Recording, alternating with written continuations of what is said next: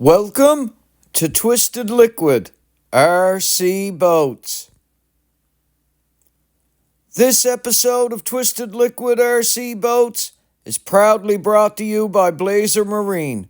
Interested in an RC hydroplane? Check out blazermarine.com. Also, this episode is proudly brought to you by Slycat Racing. For all of your RC boat needs, slycatracing.com. Good day, everybody. Welcome back to Twisted Liquid RC Boats and the continuation in our Blazer Marine Lauterbach hydroplane build. Today on the channel, guys, we're going to get a simple task out of the way, and we're going to install two more pieces of wood onto the frame of the boat. We have a couple bow nose doublers that we have to get installed. And now that we've got both of our second side doublers put in, we can now move forward with the next step in the manual and get these guys on the boat. Now before we do, I've got one already put into a perfect dry fit on the starboard side. And right now, my second side doubler on the port side is still curing. So I'm going to leave the port side one off, do the starboard side one first, because I'd like to just stay away from this piece of wood while it's curing to the boat. Go over there, get a little bit of work done. That side is cured over there from yesterday, and I can get one piece on the nose. After this cures, I'll move ahead and I'll put this one on and do the port side. So that's why we're going to reposition the camera and get you guys over there so you get a better view. Now, two of these bow nose doublers that we got to install are identical in the kit. There's no left or right to them. They're identical parts. The only thing that you've got to do is you've got to install them so that they match up and fit perfectly with the first side doubler that you put onto the boat and wrapped up around the stem. And you've got to put a fair amount of bend in these pieces as you're installing them. We're simply going to use West Systems G-Flex, apply it to the area right here, apply it to the inside area right here, get them butted up against the second side doubler, perfectly flush right here and clamped, and slowly pull them in and bend them around the bow nose of the boat. I've got that one in a perfect dry fit over there. I wish it was epoxied in right now. So what I'm going to do is I'm going to move you guys, like I say, give you a better view, and we're going to do the starboard side one first.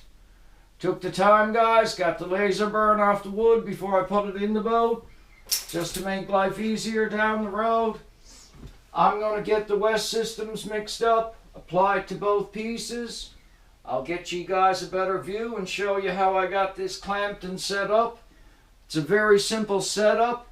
When you get it in, make sure that you've got the edge along the bottom right here completely flush. Make sure your edge across the top with your side doublers is completely flush.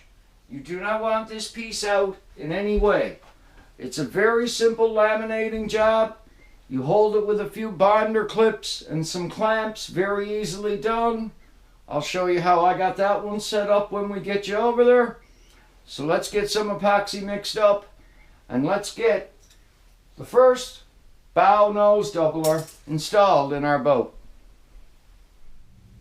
Okay, guys, got a nice coat of West Systems on the areas where I'm going to work.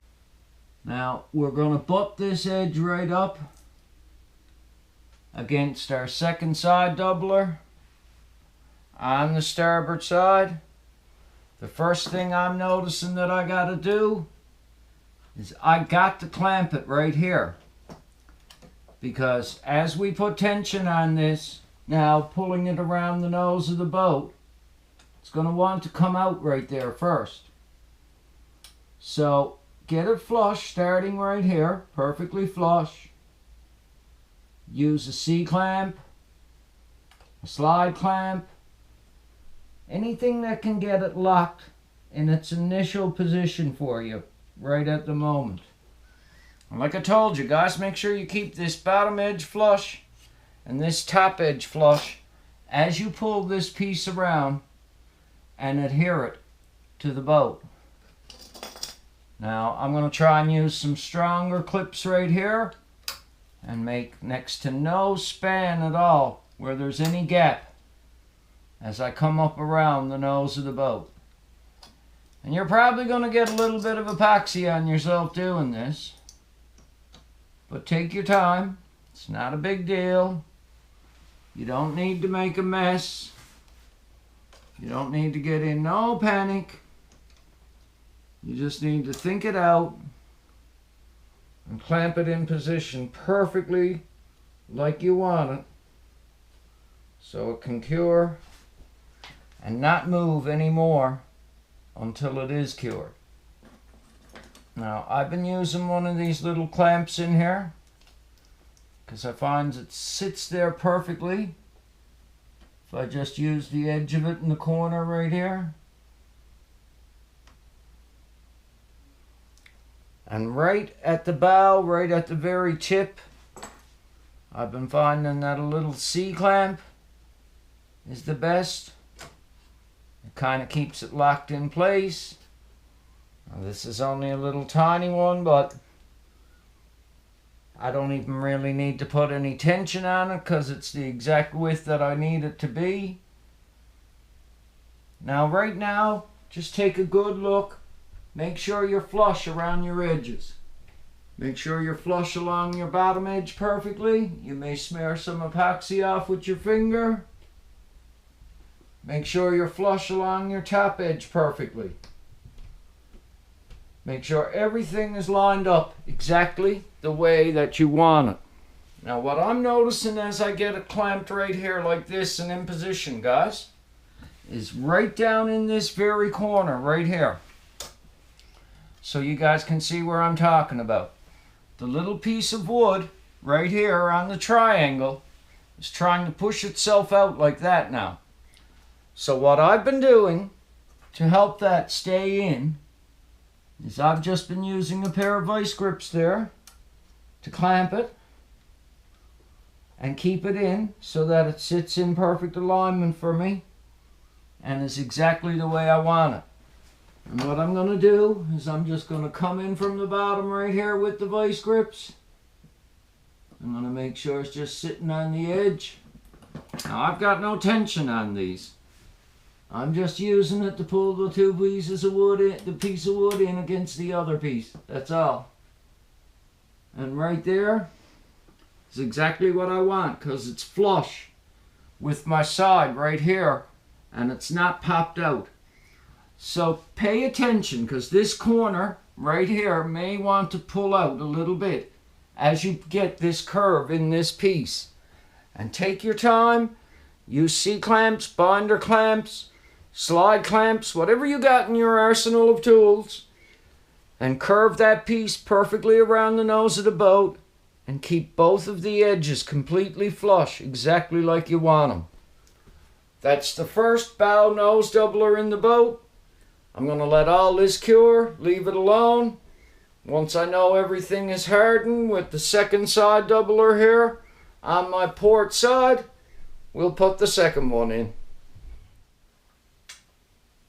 Okay guys, it's the next morning after we got our first second side doubler on the boat on the port side, and we got our first bow nose doubler on the starboard side. Now I done two of these pieces yesterday and I left them alone. I didn't touch them until this morning. If you're a regular to this channel, you know I went and got my good Tim Hortons coffee that I so love every morning. And now that I'm back home, I'm quickly going to release all the clamps off this with you guys before we move on and do our second bow nose doubler in this episode. Now, I gave this a lot of time to cure, guys. And one of the main reasons I gave the bow nose doubler a lot of time to cure is because of the flex and the bend that you're putting in this piece as you install it. don't get in a rush doing this. I've stressed so many times that you need patience building these boats. And one of the things that you got to keep in your mind is that the epoxy has to do its work. And most of these epoxies that you'll deal with in building boats like this, West Systems, Bob Smith Industries, whatever kind of epoxy you use, a good full cure time, working time, is double-digit hours. It's not put a piece on the boat and an hour later you're working it, because that epoxy is not cured. So if you exercise patience, like I've stressed so many times in doing these builds with you guys on the channel, you will get good results because you'll give the material that you're using time to do its job. Now, I've got every clip, one stuck on me, that's not bad.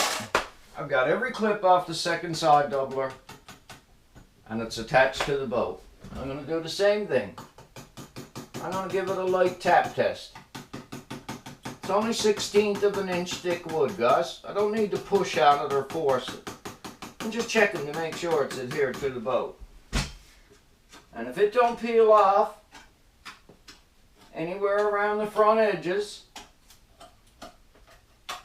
you've got your second side doubler on your boat.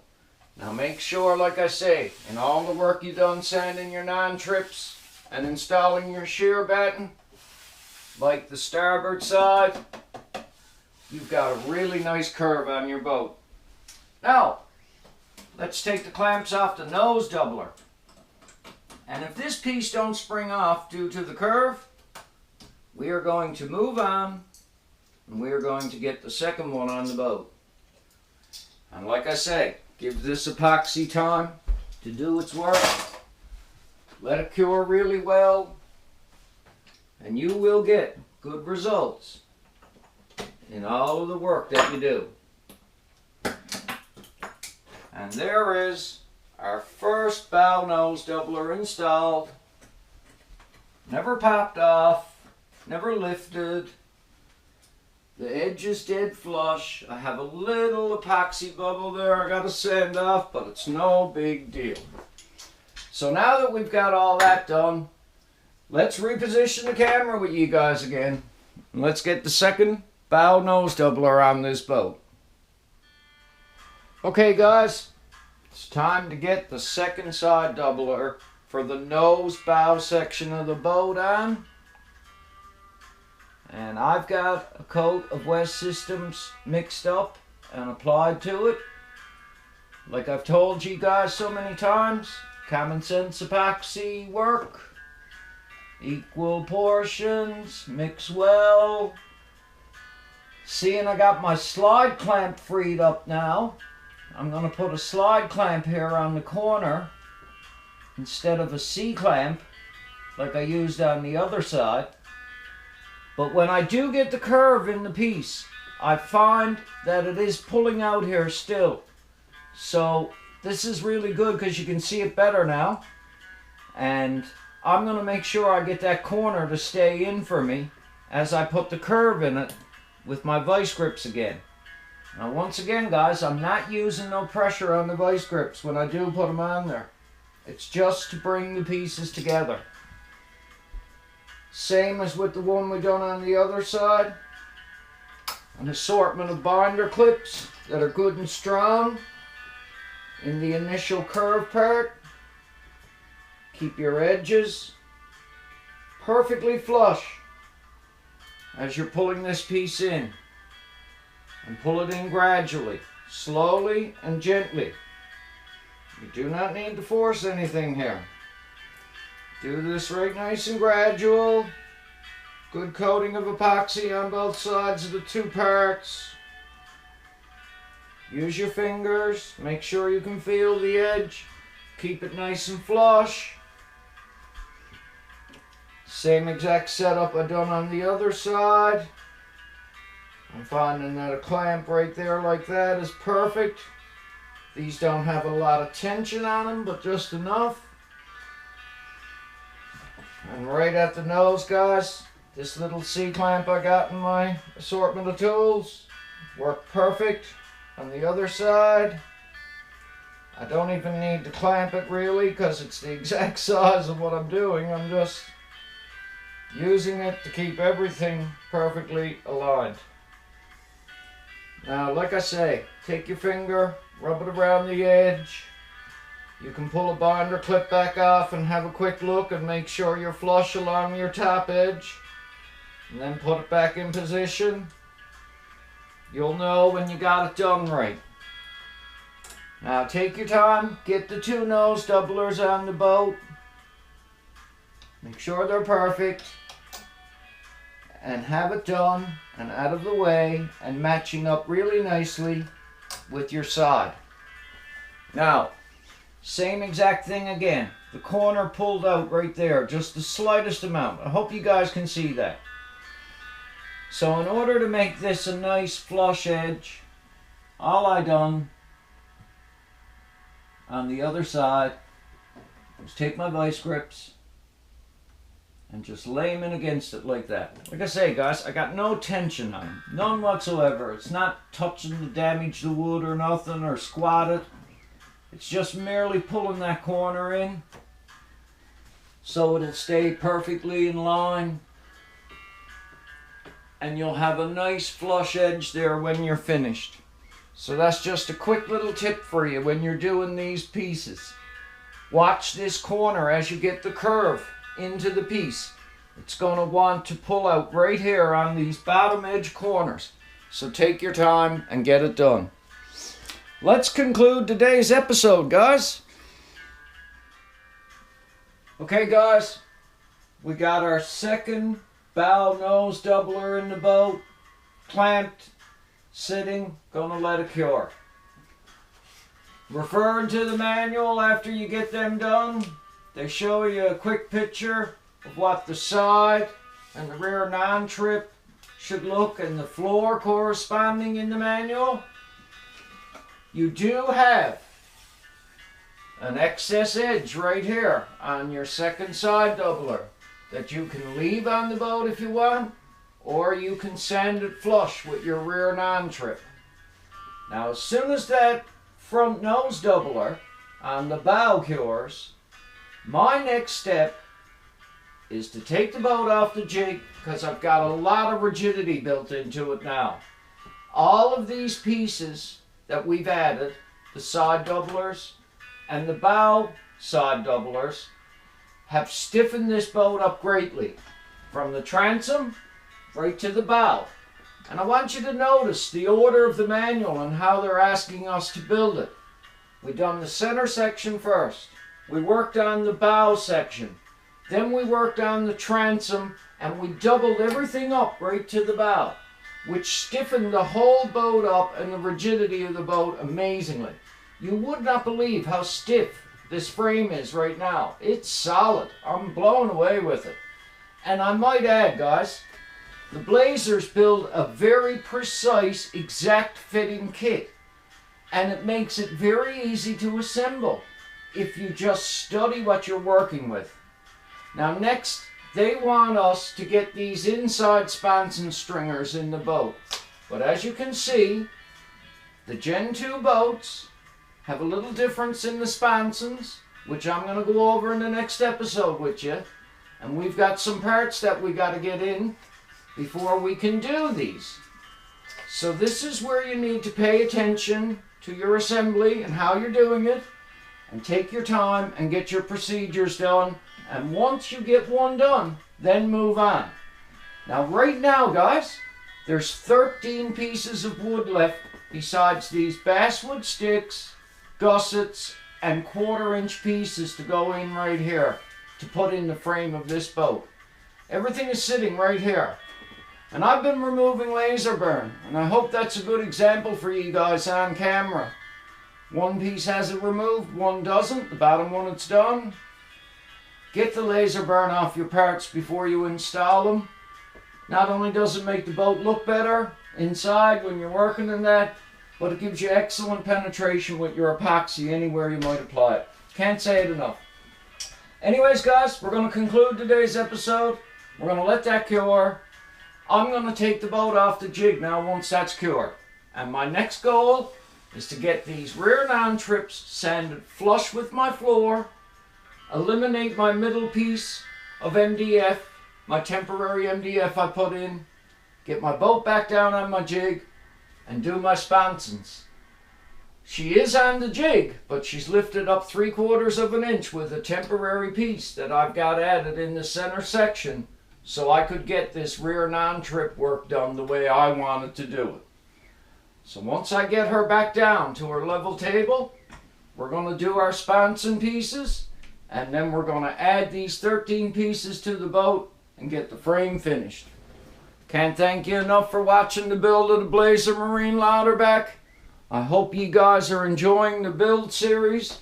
I hope you see there's a little work involved, but if you do it step by step, one at a time, get it conquered, get it done, then move on.